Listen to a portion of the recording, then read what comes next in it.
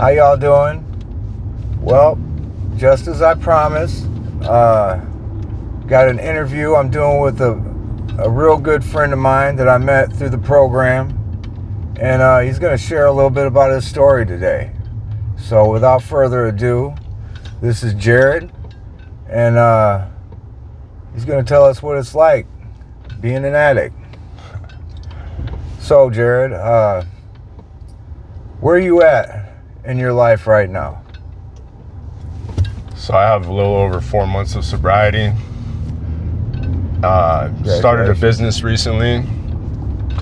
It's real estate wholesaling. Basically, we find people that are trying to sell their houses and help them get a better deal on it, that don't want to mess with all the headaches, and get a little bit of money coming in so that we can do something positive with it. Nice. How'd you get into that? Well, I was 25. I had just gotten out of prison, and I was unemployable. I think I had one strike at that point. So I was sitting there on the couch one day looking at the classifieds, trying to search for a job, and one of these spiky-haired gurus came on TV saying, would you like to make money in real estate? Are you sitting there looking for a dead-end job that you don't really want to do? And I said, yeah, and they said, well, call now with no money out of your pocket. We can teach you how to make money in real estate.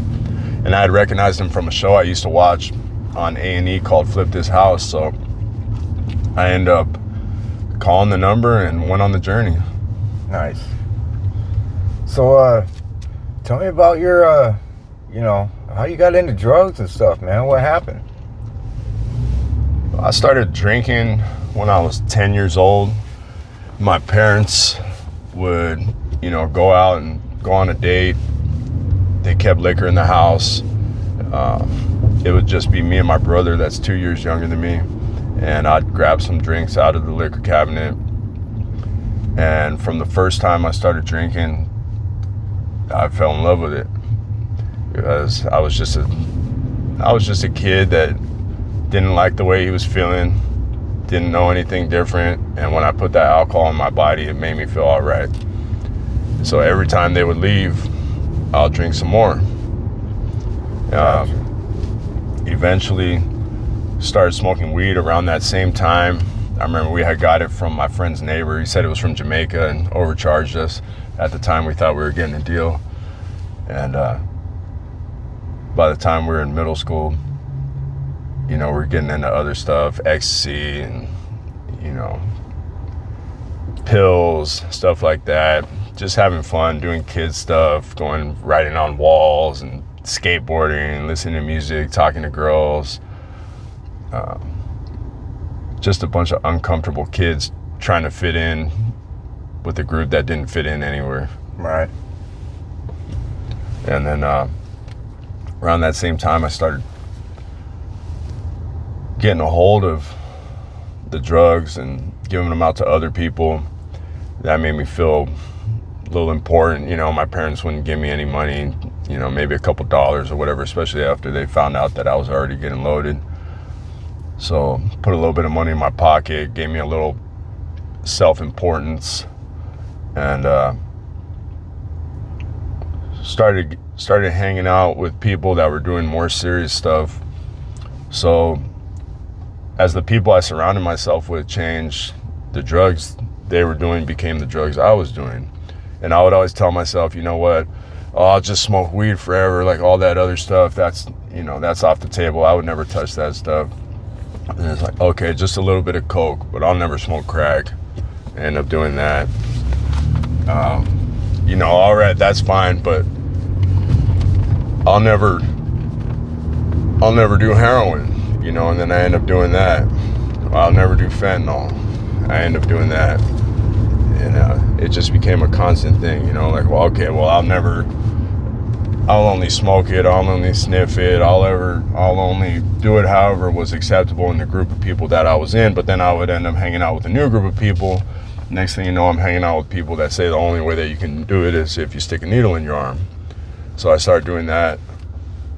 First time at 21, really didn't like it. The funny thing is, I didn't like it, but I still did it 3 or 4 more times just to make sure that I didn't like it.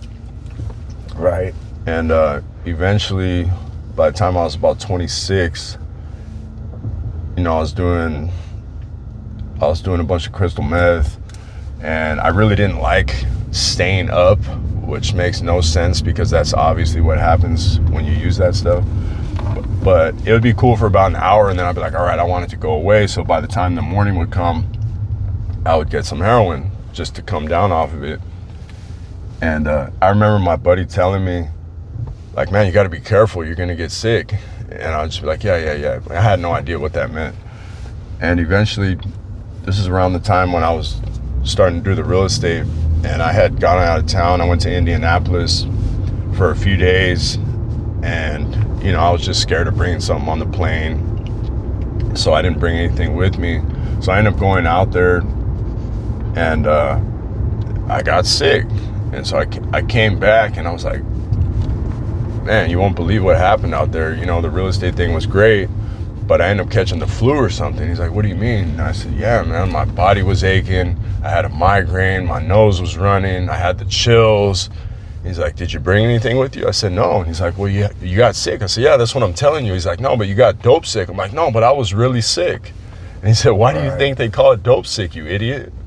So that was your first experience with withdrawals then? First experience. And so I asked him, well, what would happen if I did something right now? And he's like, you'll feel better immediately. Oh, wow. And so I did.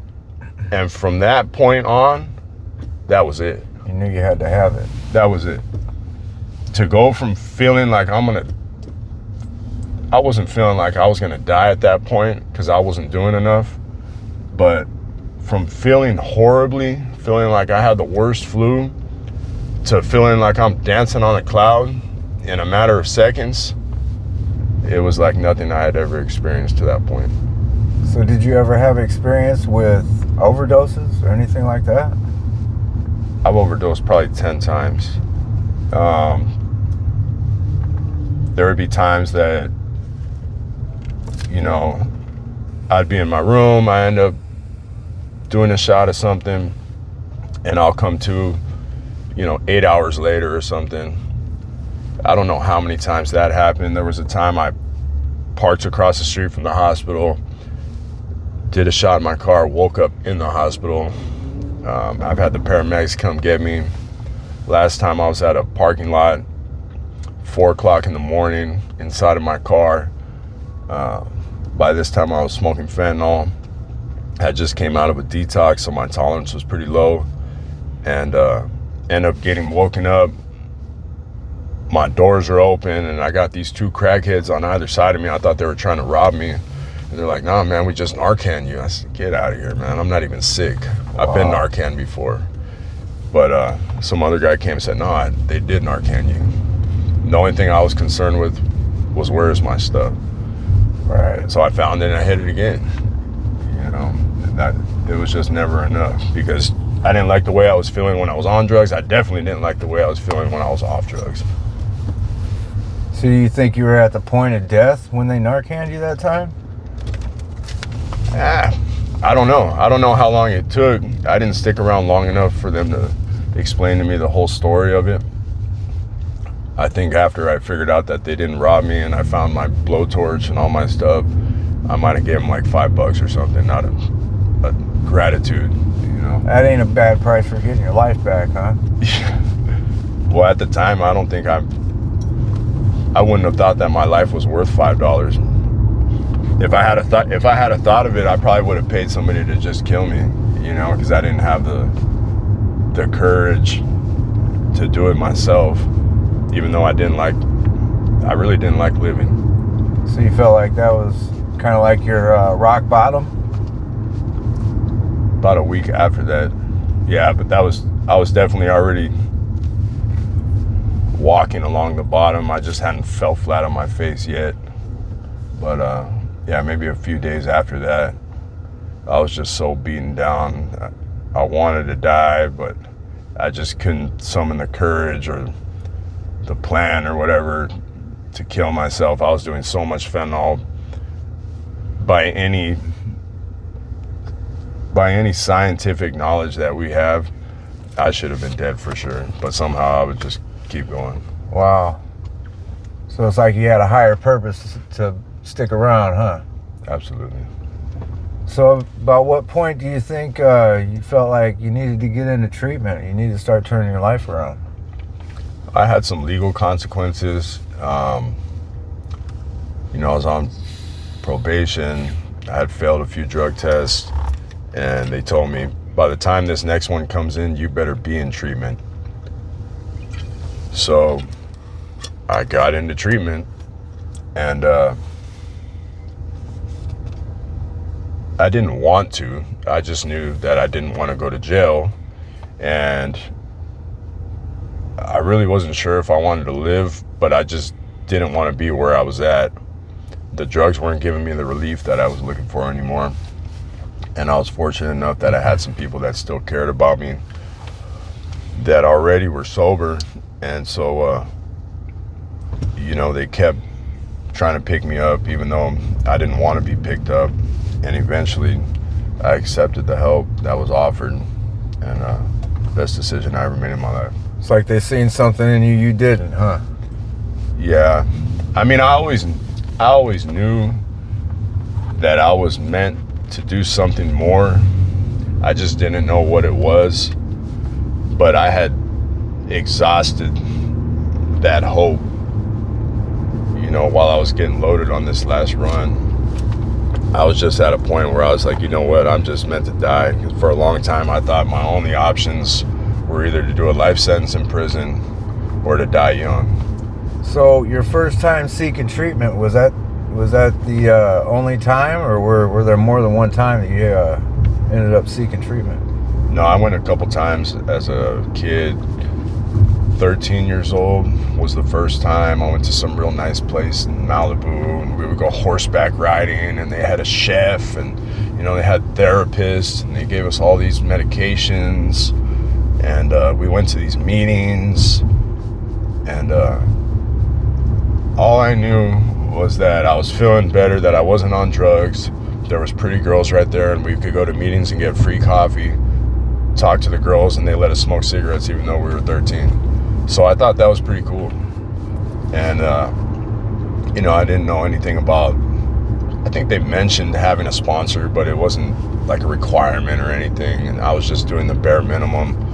I thought, okay, I'm good. At the time I was doing coke, like, okay, I just won't do coke anymore.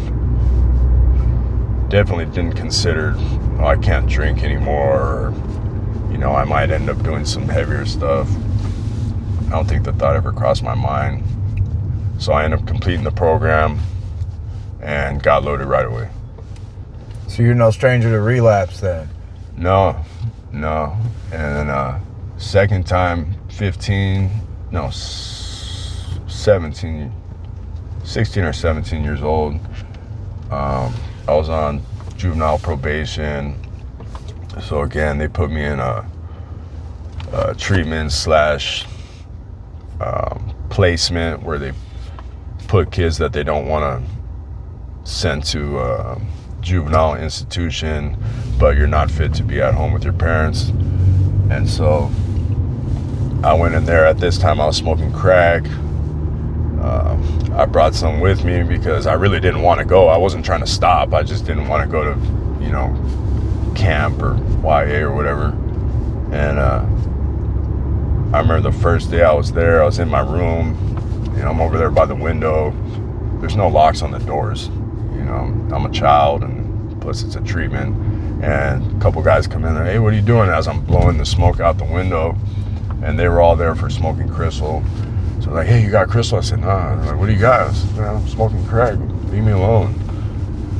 They're like, well, let us get some. And I really didn't want to give them any, but I figured, man, if I don't give these guys some, they're going to tell on me. All right. So next thing you know, within an hour, there's about 8 of us inside of a room smoking crack. And somebody ends up coming in. I think it was his room, actually. I don't know how we came up with the bright idea of using this room. And so he goes and tells the staff. They drug test everybody. I had just got there, so I was already dirty when I came in. Well, a couple of guys had been there for some time. One of them ended up going to juvenile hall. The other one ended up going to his house.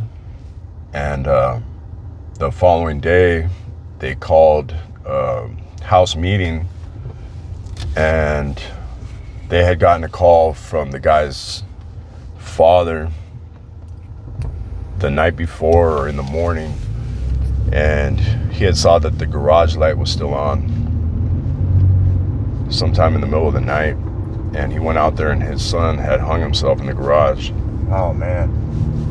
So, you know, that was a big thing at the time. I can't say I felt bad about it. I was just so freaking delusional that I was like, well, this guy was obviously messed up before I came. And I definitely did not at any point admit that I had drugs or anything. I don't know that I'm the one that gave it to him, but he was there. We were getting loaded. So however that went. And I ended up going to his funeral, and, you know, until the day I left, I never admitted that I had brought any drugs in there.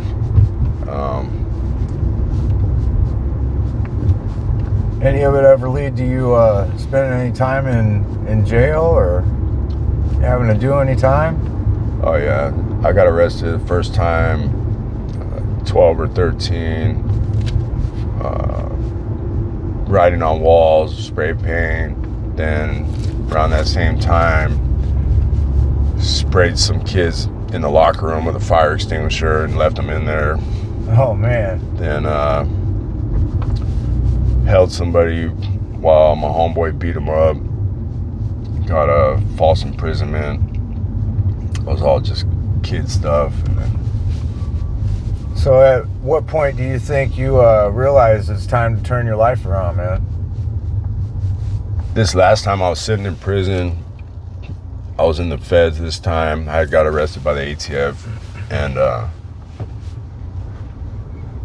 I ended up doing 17 years altogether as an adult, most of it in the state system.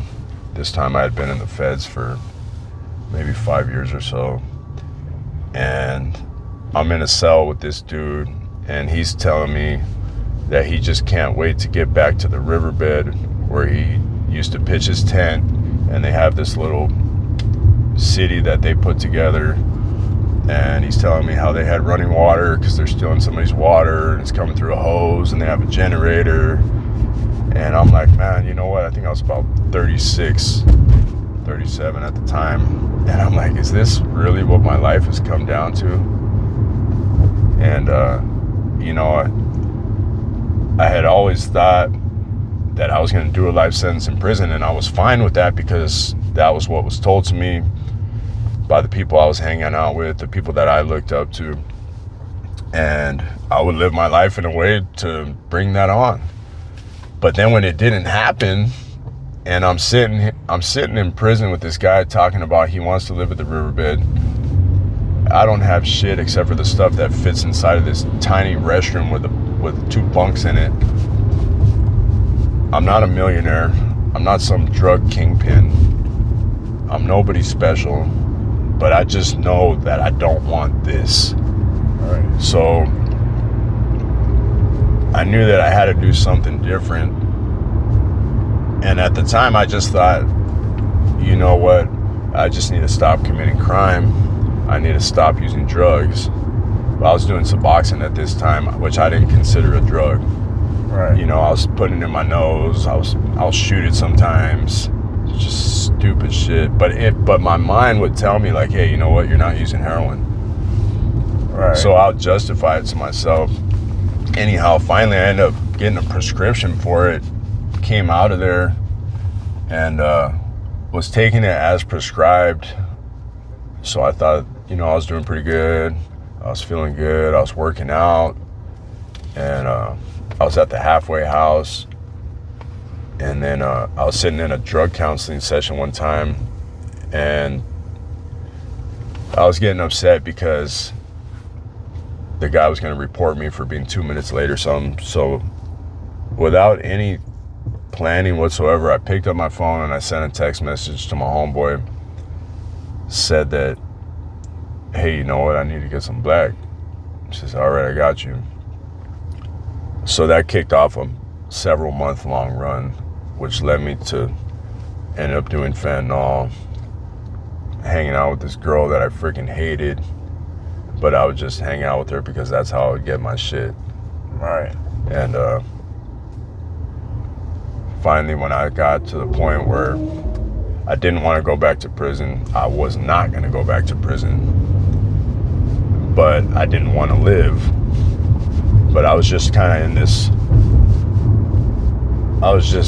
zone where I knew I didn't want to be where I was at, but I didn't know where I could possibly go. I didn't think there was anywhere that I could go that would make me feel any different. But I was just so freaking worn out that people offered me a little bit of hope, man. And is that about the time you started getting into meetings? Yeah, so I used to go to meetings when I was loaded. You know, I'll drink in my car, I'll get loaded in my car, I'll come hang out for a little bit, and then I'll leave and I'll get mad because I'll feel like people didn't want to talk to me at the meeting, even though I was antisocial asshole. And I never really, I wanted help, but I just thought that it was impossible to come off of the shit that I was coming off of, because they would tell me like, hey man, you know, you just got to go to detox or whatever. I'd be like, you don't understand, man. I'm smoking like 5 grams of fentanyl every day. I'm drinking I don't know how much. I'm doing meth. I'm taking pills. Like, it's easy for you to say. And but then by the time I was so worn out and I had finally come to the realization that the way that I was thinking, the way that I was looking at things wasn't gonna work, was never gonna work, and I started doing what other people told me. While I was in the detox, I got a sponsor. I was still going through the physical withdrawals for quite some time. I think I went to a meeting after about 2 weeks. It was all right, but by the time I got to sober living, about 3 weeks off of everything, you know, then I really dove into it. I was fortunate enough that my sponsor got me right into the steps. You know, they talk about with the desperation of a drowning man, and I was fucking drowning, man. I was drowning, and I didn't want to sit there and count how many fucking seashells were on the ground. So he said, this is what we're gonna do. This is when we're gonna meet. If this happens, this is what you do. And I just say, okay. And I just kept going to meetings until I started liking going to meetings. And I go to so many meetings now, I go to too many meetings. Yeah. Yeah. But it's funny because I got to a point where after working the 12 steps, I found out that, you know, meetings are great. They're a great place to find people that you can identify with, that have gone through the same thing as you, that can offer some solution to the issues that you're dealing with. The main thing that I like is finding a community of people that you can rely upon that don't want anything back in return, because that was never something that I had experienced in my life. You know, somebody offered to give me something, I would always be like, okay, what are they trying to get? You want something back. I don't know what it is, or maybe you're telling me, but I was always suspicious of everyone. And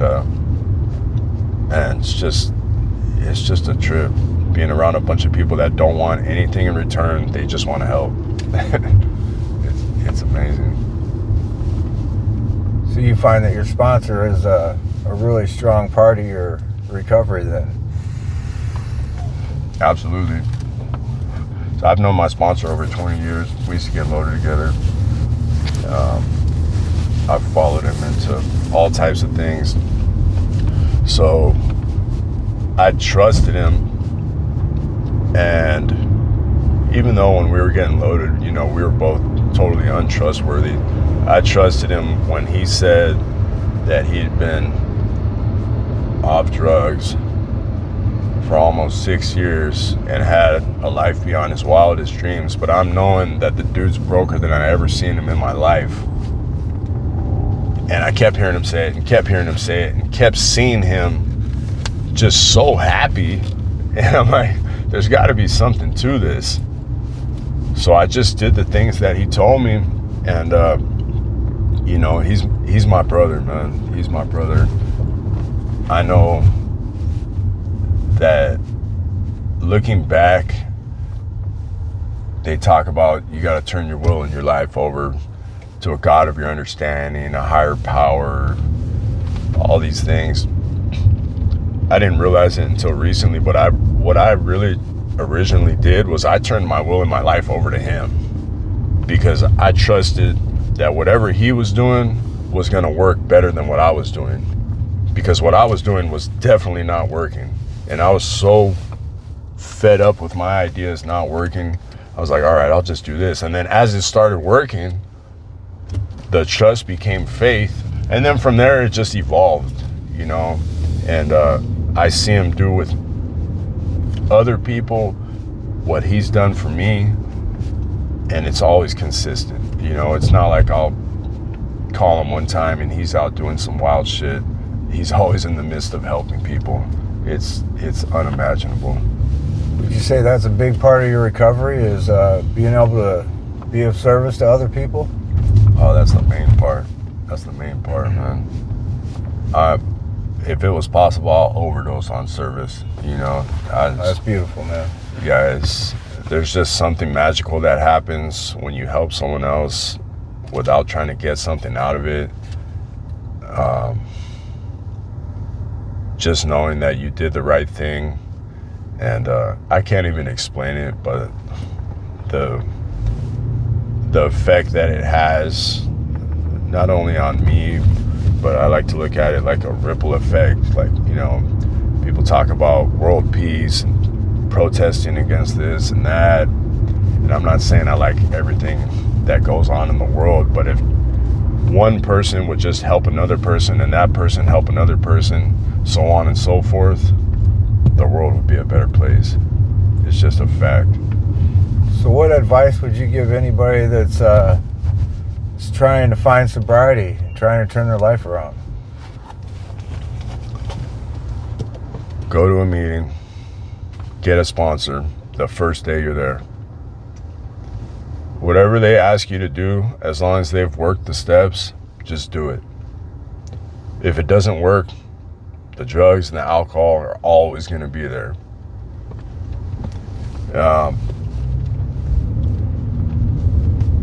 I heard somebody say that if you can't get over the God thing, a good question to ask is, are you fucked?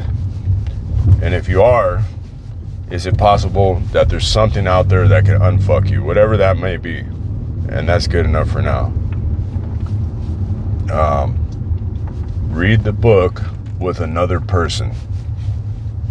The book is amazing in and of itself, but reading it with someone else that actually has the experience of working the steps, that knows what the whole program is about, which is for us to have recovered from alcoholism, drug addiction, whatever it is, through finding a power greater than ourselves. Just listen to what that person says. Ask questions. Forget about all the old ideas that got you into the situation that you're in, and just try something new. Just try something new. Awesome, man. Well, thank you for sharing your story with us, Jared. Can't tell you how much it's been to have you on my side through my recovery.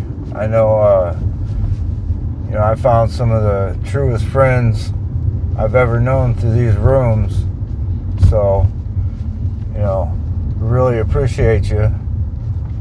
And You know, to anybody out there struggling with addiction, you know, you're not the only one. And there's a community of people out there just like us, just like you, waiting to believe, waiting to find a reason to turn it all around. You know, I got news for you. Tomorrow never comes. It's always today. So stop waiting for tomorrow. Make the change today. If ain't nobody told you they're proud of you, I got news for you. We are. Ain't nobody told you they love you today. I do. So, hey, keep it locked in, y'all. Till the next episode. Later.